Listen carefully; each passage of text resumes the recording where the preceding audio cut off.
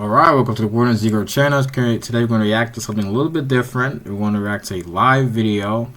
The White House holds a briefing as Israel vows retaliation for Iran attack. So, without further ado, I think his name is John Kirby. Let's watch John Kirby, I guess, and I'll react to it. After the previous phone call with Prime Minister Netanyahu, where the president talked about the need to increase humanitarian assistance, we have seen Israel take steps to do exactly that. Now, as we've also said, it's still not enough. The need is dire. And what we're going to be doing is watching for sustained commitment to doing that over time. But thus far, there has been an increase in humanitarian assistance. Okay. Just on the timing of the war, of any type of warning. So are you saying Iran never told a U.S. partner, Switzerland, Oman, any of them, Turkey, Iraq, never gave them any information about the attack they were preparing to launch, that information never reached the U.S.? The United States had no... Well, I know that Israel said that they had information that Hamas was going to attack them a couple of days prior to the actual event with October 7th. So I wouldn't be surprised if Israel might have known when Iran was going to attack, since the same thing happened with Hamas. So, interesting. Turkey, Jordan, Iraq lie about passing along Iranian messages about any forthcoming attack. Look, I'm not calling anybody a liar here. I'm telling you, from our perspective, what we knew and what we didn't know. And we were able to help with Israel's defenses because we had information that we had received and Israel had received through our own efforts. But it never came as some sort of message from Iran with, I mean, the timing and the target. It kind of boggles my mind that anybody would believe that Iran would pick up the phone and tell the United States, who they know. This wouldn't be the first time that a country would tell somebody they're going to bomb their country. Very, very directly involved with helping Israel. This wouldn't be a drastic event. Look, this to me seems like a lot of,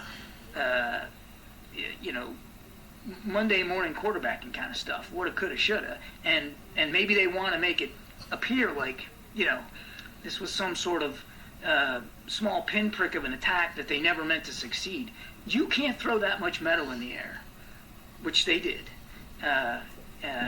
in the time frame in which they did it, and convince anybody realistic that you weren't trying to cause casualties and you weren't trying to cause damage. They absolutely were.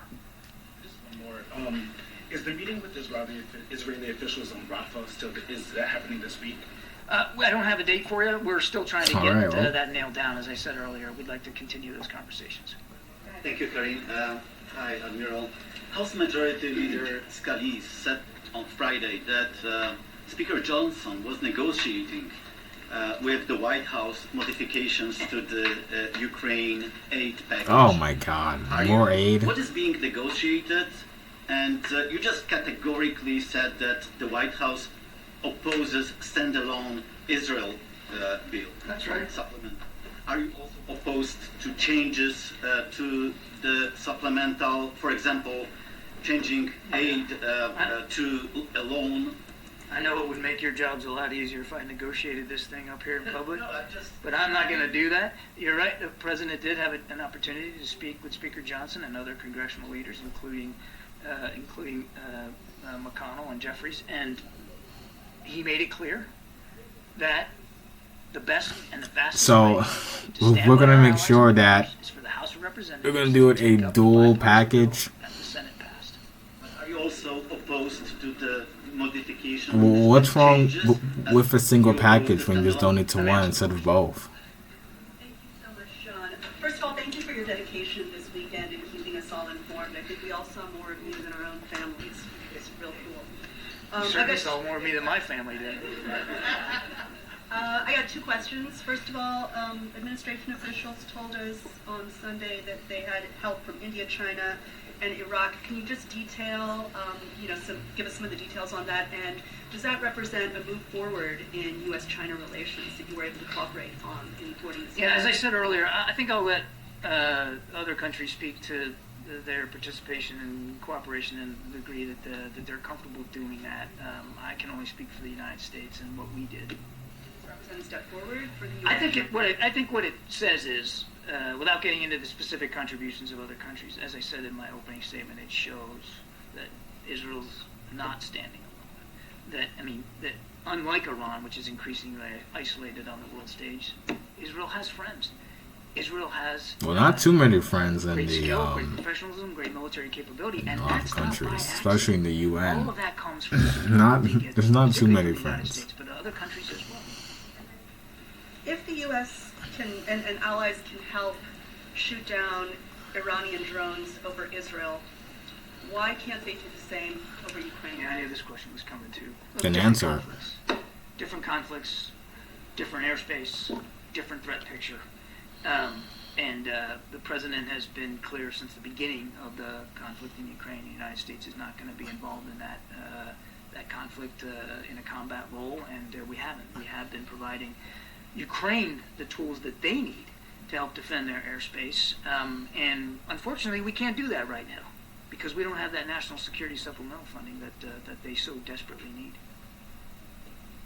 Running out of money? Christians are the indigenous people of Iraq, and before liberation, they had about 2.5 million, and they're down to nearly 200,000. And just last month, the Iraqi Supreme Court barely removed hear all anything. of their. We had 5 seats in the Kurdish parliament for many decades, Mhm. and those were removed. Has that come up in any of the discussions? I'll take the question. Thank you, Corinne. Okay. John, for all you did. I'll take the question, man. First, you mentioned the shipping of aid to Gaza from Israel. Do we have a U.S. consular official at the border who is confirming that the aid actually gets there? I'm not aware of a consular presence at the border, but we're in, as I said, constant touch with our Israeli counterparts. We also have David Satterfield, who's the president's special envoy for that exact purpose. And he's like Waldo. He's all over the place, constantly up and down. Making sure that stuff is getting in and keeping the president and the whole team fully informed. My other question is that given the recent developments with Iran, is the U.S. going to step up its contacts with the opposition to the current regime in Tehran? And I mean specifically exile groups in the United States, plus on the ground, the Baluchi, Azeri, the Kurds, and the Sunni who are in opposition to the regime. I don't know of any such efforts. Yeah, I don't know what we got. Alright, if you like to subscribe to the whole thing, then I will catch you later. And it's still live. Maybe by the time when I'm done recording, you can catch it out yourself. But I'm not going to watch something about Sunni. But catch you later. Anyway, how do I end this?